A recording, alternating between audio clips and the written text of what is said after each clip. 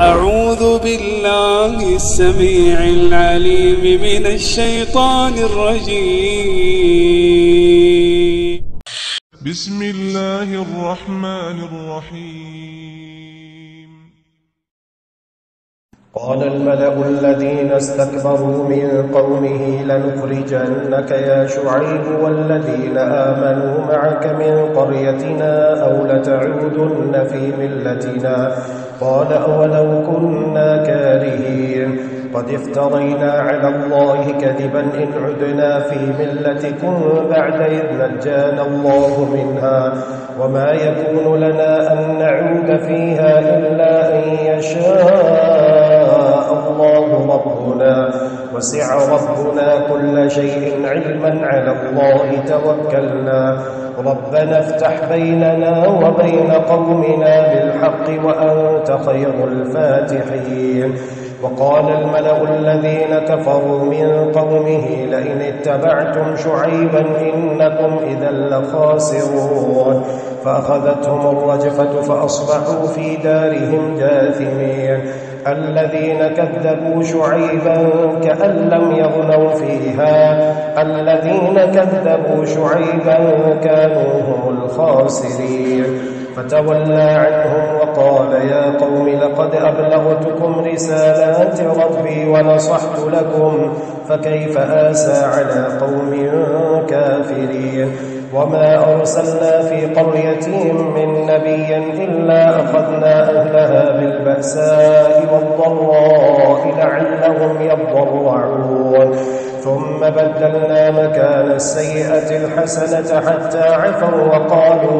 وقالوا قد مس آباءنا الضراء والسراء فأخذناهم بغتة وهم لا يشعرون. ولو أن أهل القرى آمنوا واتقوا لفتحنا عليهم بركات من السماء والأرض ولكن كذبوا فأخذناهم بما كانوا يكسبون. أفأمن أهل القرى أن يأتيهم بأسنا بياتا وهم نائمون أوأمن أهل القرى أن يأتيهم بأسنا ضحى وهم يلعبون أفأمنوا مكر الله فلا يأمن مكر الله إلا القوم الخاسرون. أولم يهد للذين يرثون الأرض من بعد أهلها أن لو نشاء أصبناهم بذنوبهم ونطبع على قلوبهم فهم لا يسمعون. تلك القرى نقص عليك من أنبائها ولقد جاءتهم رسلهم بالبينات فما كانوا ليؤمنوا بما كذبوا من قبل كذلك يطبع الله على قلوب الكافرين. وما وجدنا لأكثرهم من عهد وإن وجدنا أكثرهم لفاسقين. ثم بعثنا من بعدهم موسى بآياتنا إلى فرعون وملئه فظلموا بها فانظر كيف كان عاقبة المفسدين. وقال موسى يا فرعون إني رسول من رب العالمين حقيق على أن لا أقول على الله إلا الحق قد جئتكم ببينة من ربكم فأرسل معي بني إسرائيل. قال إن كنت جئت بآية فأت بها إن كنت من الصادقين. فألقى عصاه فإذا هي ثعبان مبين ونزع يده فإذا هي بيضاء للناظرين.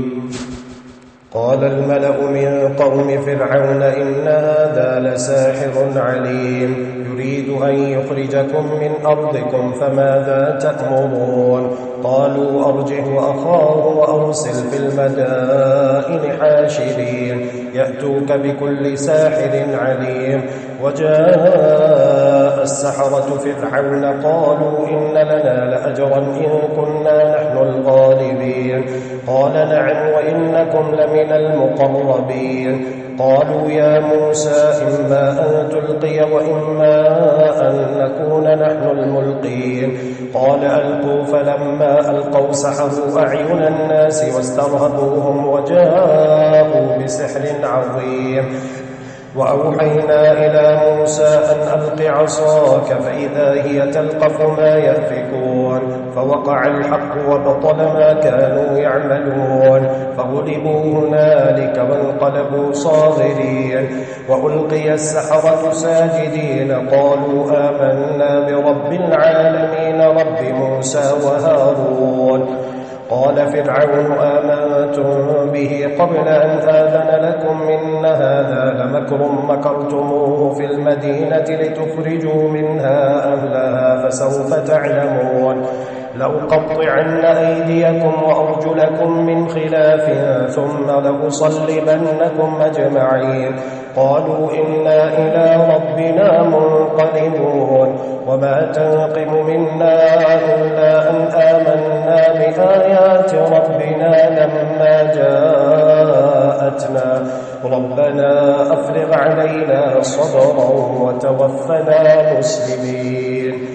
وقال الملأ من قوم فرعون أتذر موسى وقومه ليفسدوا في الأرض ويذرك وآلهتك قال سنقتل أبناءهم ونستحيي نساءهم وإنا فوقهم قاهرون قال موسى لقومه استعينوا بالله واصبروا إن الأرض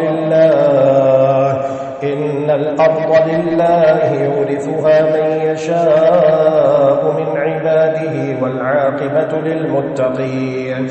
قالوا أوذينا من قبل أن تأتينا ومن بعد ما جئتنا قال عسى ربكم أن يهلك عدوكم ويستخلفكم في الأرض فينظر كيف تعملون ولقد أخذنا آل فرعون بالسنين ونقص من الثمرات لعلهم يذكرون فإذا جاءتهم الحسنة قالوا لنا هذه وإن تصبهم سيئة يطيروا بموسى ومن معه ألا إنما طائرهم عند الله ولكن أكثرهم لا يعلمون وقالوا مهما تأتنا به من آية لتسحرنا بها فما نحن لك بمؤمنين فأرسلنا عليهم الطوفان والجراد والقمل والضفادع والدم آيات مفصلات فاستكبروا وكانوا قوما مجرمين ولما وقع عليهم الرجز قالوا يا موسى ادع لنا ربك بما عهد عندك لئن كشفت عنا الرجز لنؤمنن لك ولنرسلن معك بني إسرائيل فلما كشفنا عنهم الرجز إلى أجل هم بالغوه إذا هم ينكثون فانتقمنا منهم فأغرقناهم في اليم بأنهم كذبوا بآياتنا وكانوا عنها غافلين وأورثنا القوم الذين كانوا يستضعفون مشارق الأرض ومغاربها التي باركنا فيها وتمت كلمة ربك الحسنى على بني إسرائيل بما صبروا ودمرنا ما كان يصنع فرعون وقومه وما كانوا يعرشون وجاوزنا ببني إسرائيل البحر فأتوا على قوم يعكفون على أصنام لهم قالوا يا موسى اجعل لنا إلها كما لهم آلهة قال إنكم قوم تجهلون إن هؤلاء متبر ما هم فيه وباطل ما كانوا يعملون قال غير الله أبغيكم إلها وهو فضلكم على العالمين وإذ أنجيناكم من آل فرعون يسومونكم سوء العذاب يقتلون أبناءكم ويستحيون نساءكم وفي ذلكم بلاء من ربكم عظيم وعدنا موسى 30 ليلة وأتممناها ب10 فتم ميقات ربه 40 ليلة. وقال موسى لأخيه هارون اخلفني في قومي وأصلح ولا تتبع سبيل المفسدين. ولما جاء موسى لميقاتنا وكلمه ربه قال رب أرني أنظر إليك قال لن تراني ولكن انظر إلى الجبل فإن استقر مكانه فسوف تراني. فلما تجلى ربه للجبل جعله دكا وخر موسى صعقا. فلما أفاق قال سبحانك تبت إليك وأنا أول المؤمنين. قال يا موسى إني اصطفيتك على الناس برسالاتي وبكلامي فخذ ما آتيتك وكن من الشاكرين. وكتبنا له في الألواح من كل شيء موعظة وتفصيلا لكل شيء فخذها بقوة وأمر قومك يأخذوا بأحسنها سأريكم دار الفاسقين. سأصرف عن آياتي الذين يتكبرون في الأرض بغير الحق وإن يروا كل آية لا يؤمنوا بها وإن يروا سبيل الرشد لا يتخذوه سبيلا وإن يروا سبيل الغي يتخذوه سبيلا. ذلك بأنهم كذبوا بآياتنا وكانوا عنها غافلين. والذين كذبوا بآياتنا ولقاء الآخرة حبطت أعمالهم هل يجزون إلا ما كانوا يعملون. واتخذ قوم موسى من بعده من حليهم عجلا جسدا له خوار ألم يروا أنه لا يكلمهم ولا يهديهم سبيلا اتخذوه وكانوا ظالمين. ولما سقط في أيديهم ورأوا أنهم قد ضلوا قالوا لئن لم يرحمنا ربنا ويغفر لنا لنكونن من الخاسرين. ولما رجع موسى إلى قومه غضبان آسفا قال بئس ما خلفتموني من بعدي أعجلتم أمر ربكم وألقى الألواح وأخذ برأس أخيه يجره إليه قال ابن أم إن القوم استضعفوني وكانوا يقتلونني فلا تشمت بي الأعداء ولا تجعلني مع القوم الظالمين. قال رب اغفر لي ولأخي وأدخلنا في رحمتك وأنت أرحم الراحمين. إن الذين اتخذوا العجل سينالهم غضب من ربهم وذلة في الحياة الدنيا وكذلك نجزي المفترين. والذين عملوا السيئات ثم تابوا من بعدها وآمنوا إن ربك من بعدها لغفور رحيم. ولما سكت عن موسى الغضب أخذ الألواح وفي نسختها هدى ورحمة للذين هم لربهم يرهبون.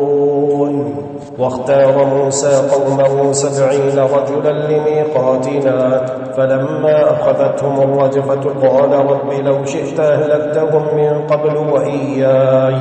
أتهلكنا بما فعل السفهاء منا إن هي إلا فتنتك تضل بها من تشاء وتهدي من تشاء أنت ولينا فاغفر لنا وارحمنا وأنت خير الغافرين. واكتب لنا في هذه الدنيا حسنة وفي الآخرة إنا هدنا إليك. قال عذابي أصيب به من أشاء ورحمتي وسعت كل شيء فسأكتبها للذين يتقون ويؤتون الزكاة والذين هم بآياتنا يؤمنون. الذين يتبعون الرسول النبي الأمي الذي يجدونه مكتوبا عندهم في التوراة والإنجيل يأمرهم بالمعروف وينهاهم عن المنكر ويحل لهم الطيبات ويحرم عليهم الخبائث ويضع عنهم مصرهم والأغلال التي كانت عليهم. فالذين آمنوا به وعزروه ونصروه واتبعوا النور الذي أنزل معه أولئك هم المفلحون.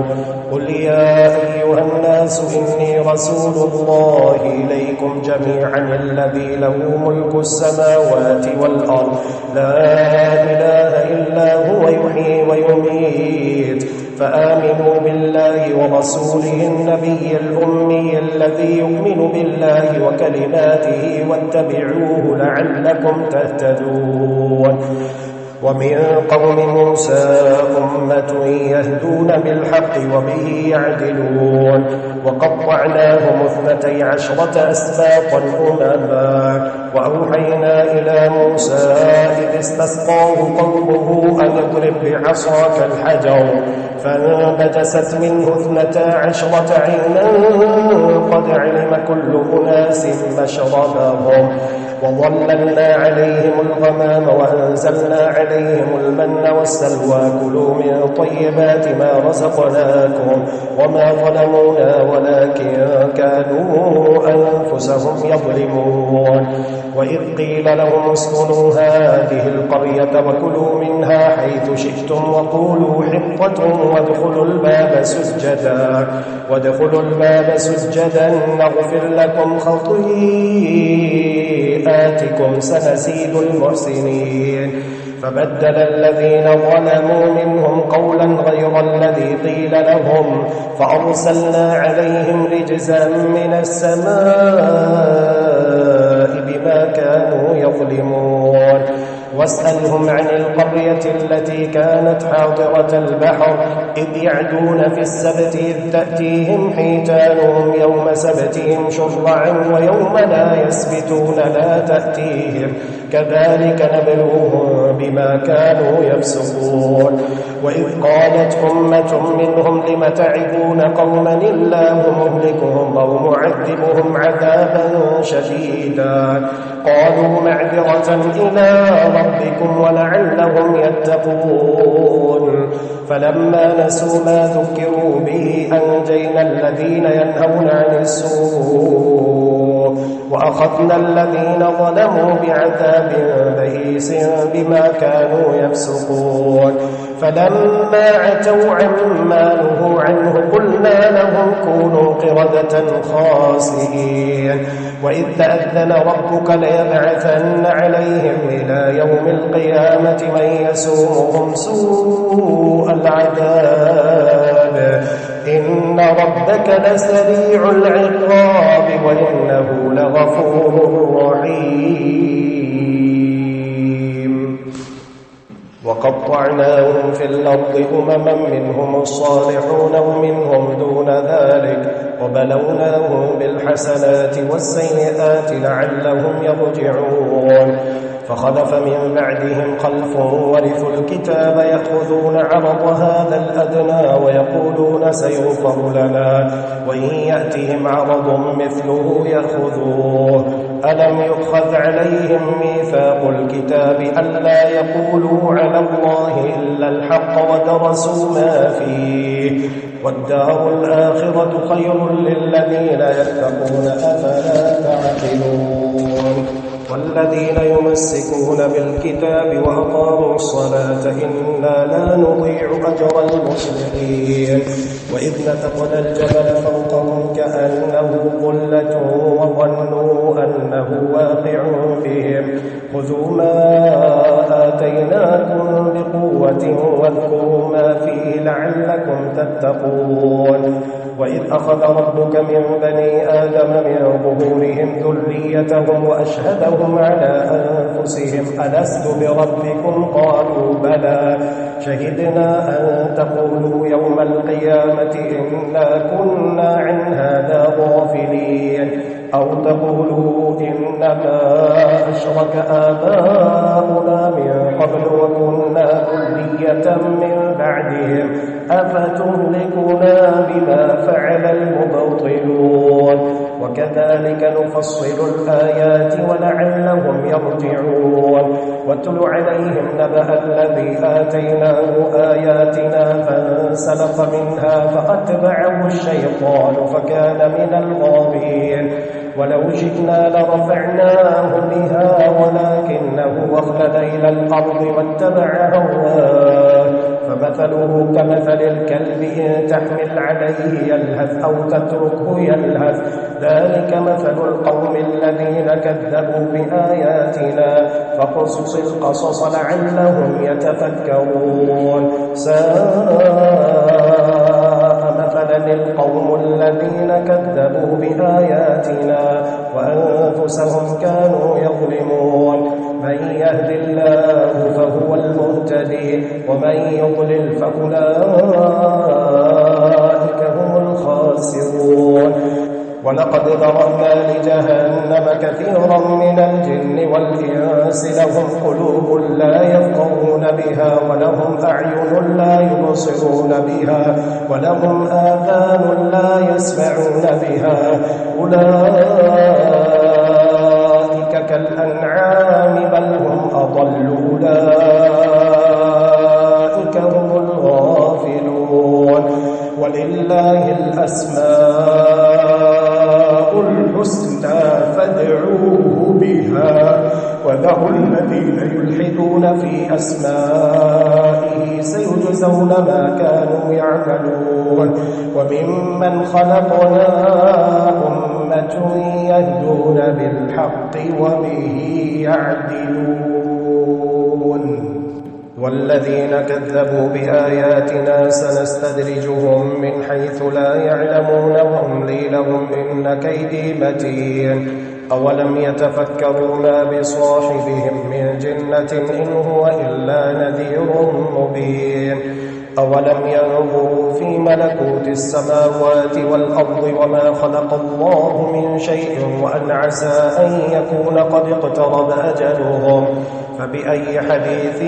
بعده يؤمنون من يضلل الله فلا هادي له ويذرهم في طغيانهم يعمهون يسألونك عن الساعة أيان مرساها قل إنما علمها عند ربي لا يجليها لوقتها إلا هو ثقلت في السماوات والأرض لا تأتيكم إلا بغتة يسألونك كأنك حفي عنها قل إنما علمها عند الله ولكن أكثر الناس لا يعلمون قل لا أملك لنفسي نفعا ولا ضرا إلا ما شاء الله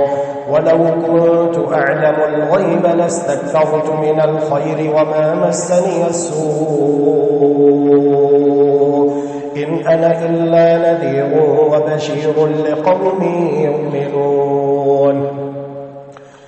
هو الذي خلقكم من نفس واحدة وجعل منها زوجها ليسكن إليها فلما تغشاها حملت حملا خفيفا فمرت به فلما أثقلت دعوا الله ربهما لئن آتيتنا صالحا لنكونن من الشاكرين فلما آتاهما صالحا جعلا له شركاء فيما آتاهما فتعالى الله عما يشركون أيشركون ما لا يخلق شيئا وهم يخلقون ولا يستطيعون لهم نصرا ولا أنفسهم ينصرون وإن تدعوهم إلى الهدى لا يتبعوكم سواء عليكم أدعوتموهم أم أنتم صامتون إن الذين تدعون من دون الله عباد أمثالكم فادعوهم فليستجيبوا لكم إن كنتم صادقين ألهم أرجل يمشون بها أم لهم أيدي يبطشون بها أم لهم أعين يبصرون بها أم لهم آذان يسمعون بها قل ادعوا شركاءكم ثم كيدون فلا تنظرون إن ولي الله الذي نزل الكتاب وهو يتولى الصالحين والذين تدعون من دونه لا يستطيعون نصركم ولا أنفسهم ينصرون وإن تدعوهم إلى الهدى لا يسمعون وتراهم ينظرون إليك وهم لا يبصرون خذ العفو وأمر بالعرف وأعرض عن الجاهلين وإما ينزغنك من الشيطان نزغ فاستعذ بالله إنه سميع عليم إن الذين اتقوا إذا مسهم طائف من الشيطان تذكروا فإذا هم مبصرون وإخوانهم يمدونهم في الغي ثم لا يقصرون وإذا لم تأتهم بآية قالوا لولا اجتبيتها قل إنما أتبع ما يوحى إلي من ربي هذا بصائر من ربكم وهدى ورحمة لقوم يؤمنون وإذا قرئ القرآن فاستمعوا له وأنصتوا لعلكم ترحمون واذكر ربك في نفسك تضرعا وخيفة ودون الجهر من القول بالغدو والآصال ولا تكن من الغافلين إن الذين عند ربك لا يستكبرون عن عبادته ويسبحونه وله يسجدون يسألونك عن الأنفال قل الأنفال لله والرسول فاتقوا الله وأصلحوا ذات بينكم وأطيعوا الله ورسوله إن كنتم مؤمنين إنما المؤمنون الذين إذا ذكر الله وجلت قلوبهم وإذا تليت عليهم آياته زادتهم إيمانا وعلى ربهم يتوكلون الذين يقيمون الصلاة ومما رزقناهم ينفقون أولئك هم المؤمنون حقا لهم درجات عند ربهم ومغفرة ورزق كريم كما أخرجك ربك من بيتك بالحق وإن فريقا من المؤمنين لكارهون يجادلونك في الحق بعدما تبين كأنما يساقون إلى الموت وهم ينظرون وإذ يعدكم الله إحدى الطائفتين أنها لكم وتودون أن غير ذات الشوكة تكون لكم ويريد الله أن يحق الحق بكلماته ويقطع دابر الكافرين ليحق الحق ويبطل الباطل ولو كره المجرمون إذ تستغيثون ربكم فاستجاب لكم أني ممدكم ب1000 من الملائكة مردفين وما جعله الله إلا بشرى ولتطمئن به قلوبكم وما النصر إلا من عند الله إن الله عزيز حكيم إذ يغشيكم النعاس أمنة منه وينزل عليكم من السماء ماء ليطهركم ويذهب عنكم رجز الشيطان وليربط على قلوبكم ويثبت به الأقدام إذ يوحي ربك إلى الملائكة أني معكم فثبتوا الذين آمنوا سألقي في قلوب الذين كفروا الرعب فاضربوا فوق الأعناق واضربوا منهم كل بنان ذلك بأنهم شاقوا الله ورسوله ومن يشاقق الله ورسوله فإن الله شديد العقاب ذلكم فذوقوه وأن للكافرين عذاب النار يا أيها الذين آمنوا إذا لقيتم الذين كفروا زحفا فلا تولوهم الأدبار ومن يولهم يومئذ دبره إلا متحرفا لقتال أو متحيزا إلى فئة فقد باء بغضب من الله ومأواه جهنم وبئس المصير فلم تقتلوهم ولكن الله قتلهم وما رميت إذ رميت ولكن الله رمى وليبلي المؤمنين منه بلاء حسنا إن الله سميع عليم ذلكم وأن الله موهن كيد الكافرين إن تستفتحوا فقد جاءكم الفتح وإن تنتهوا فهو خير لكم وإن تعودوا نعد ولا تغني عنكم فئتكم شيئا ولو كثرت وأن الله مع المؤمنين. يا أيها الذين آمنوا أطيعوا الله ورسوله ولا تولوا عنه وأنتم تسمعون ولا تكونوا كالذين قالوا سمعنا وهم لا يسمعون إن شر الدواب عند الله الصم البكم الذين لا يعقلون ولو علم الله فيهم خيرا لأسمعهم ولو أسمعهم لتولوا وهم معرضون يا أيها الذين آمنوا استجيبوا لله وللرسول إذا دعاكم لما يحييكم واعلموا أن الله يحول بين المرء وقلبه وأنه إليه تحشرون واتقوا فتنة لا تصيبن الذين ظلموا منكم خاصة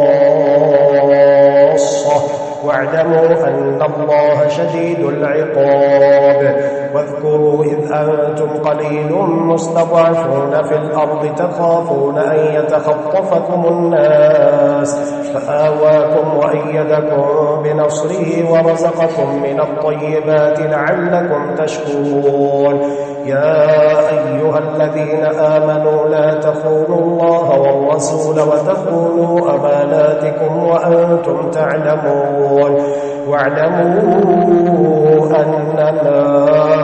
أموالكم وأولادكم فتنة وأن الله عنده أجر عظيم يا أيها الذين آمنوا إن تتقوا الله يجعل لكم فرقانا ويكفر عنكم سيئاتكم ويغفر لكم والله ذو الفضل العظيم وإذ يمكر بك الذين كفروا ليثبتوك أو يقتلوك أو يخرجوك ويمكرون ويمكر الله والله خير الماكرين وإذا تتلى عليهم آياتنا قالوا قد سمعنا لو نشاء لقلنا مثل هذا إن هذا إلا أساطير الأولين وإذ قالوا اللهم إن كان هذا هو الحق من عندك فأمطر علينا حجارة من السماء أو ائتنا بعذاب أليم وما كان الله ليعذبهم وأنت فيهم وما كان الله معذبهم وهم يستغفرون وما لهم ألا يعذبهم الله وهم يصدون عن المسجد الحرام وما كانوا أولياءه إن أولياؤه إلا المتقون ولكن أكثرهم لا يعلمون وما كان صلاتهم عند البيت إلا مكاء وتصدية فذوقوا العذاب بما كنتم تكفرون إن الذين كفروا ينفقون أموالهم ليصدوا عن سبيل الله فسينفقونها ثم تكون عليهم حسرة ثم يغلبون والذين كفروا إلى جهنم يحشرون ليميز الله الخبيث من الطيب ويجعل الخبيث بعضه على بعض فيركمه جميعا فيجعله في جهنم أولئك هم الخاسرون قل للذين كفروا إن ينتهوا يغفر لهم ما قد سلف وإن يعودوا فقد مضت سنة الأولين وقاتلوهم حتى لا تكون فتنة ويكون الدين كله لله فإن انتهوا فإن الله بما يعملون بصير وإن تولوا فاعلموا أن اللهم إنك عفو تحب العفو فاعف عنا اللهم إنك عفو تحب العفو فاعف عنا إلهنا